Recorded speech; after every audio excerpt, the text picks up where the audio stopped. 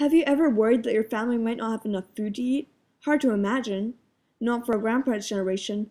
50 years ago, China had a famine that killed tens of millions of people. At the time, 40% of the world's population was poor. By the late 1960s, people expected hundreds of millions of people to starve to death in the 1970s and thought it was too late to turn the tide. No one was expecting an obesity epidemic by the year 2013. What changed the collision course of human history? New seeds for corn, rice, and wheat that helped farmers improve crop yields. It was the birth of genetically modified foods. Today, 90% of all corn, soybeans, and sugar beets grown in the United States come from transgenic seed. DNA from one plant species is introduced into the DNA of another to get a desirable trait. It can be higher nutritional value, or faster growth, or disease or drought resistance. These scientific developments, launched in the 1960s and 70s, were called the Green Revolution. Today, the percentage of the world population living in extreme poverty has dropped from about 40% to about 15%. Wow, that's great, but it still leaves over 1 billion people struggling to get enough to eat. Ironically, most of these people are actually subsistence farmers, whose farms are too small to produce enough food to feed themselves. The world's population is projected to grow to 9.7 billion in the next 40 years. The threat of floods, droughts, and higher temperatures from climate change add to the challenges of feeding the world's population. People in less economically developed countries still worry about growing enough food to feed their families, but in rich countries, people have begun to oppose genetically modified foods. Scientific manipulation of plant genomes is unnatural. Many people think it must be unhealthy or even dangerous. Although genetically modified foods have been around for over 40 years, and there is a broad scientific consensus that it poses no health risks, opponents want labeling and regulation. Just this week, Whole Foods, one of the largest organic supermarket chains in North America, announced that suppliers must label any GMO foods. The marketplace is responding to consumer demand.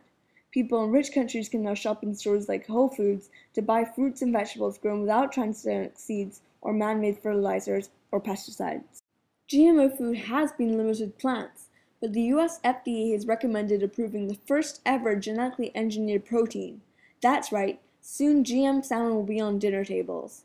The GM Atlantic salmon has its DNA injected with DNA from an eel and a Pacific salmon so it grows faster. Wild salmon takes up to 3 years to reach its full size, while GM salmon will grow twice as big in less time. So, how does GM food affect society and the environment? Genetic engineering has made food cheaper, more plentiful, and easier to access all over the globe. It has even resulted in a booming market for organic food demanded by consumers who are suspicious of GM food and want to choose what food they want to eat. On the other hand, this abundance of food may be contributing to the obesity epidemic that's sweeping the world. Another societal effect of GM crops might be a contribution to the increasing percentage of farming in rich countries that is done by industrial farms. GM seeds require years of research and development that is just too costly for small farmers to do themselves. If they wish to plant a crop that is genetically modified to be virus resistant, they must purchase the more expensive GM seeds from the large agricultural corporation that holds the patent. However, in lesser economically developed countries, the charitable organizations like the Bill and Melinda Gates Foundation are investing in agricultural technology to make GM seeds available to poor farmers. GM crops can have both negative and positive effects on the environment. On the one hand, some crops are genetically modified to be pest resistant, so that less pesticide needs to be used. On the other, some are genetically modified to be pesticide tolerant, so that farmers don't need to worry about dumping too much pesticide on plants. Higher yield plants mean less deforestation to create farmland. However, some farmers worry about the transfer of GM genes to non-target species through pollination.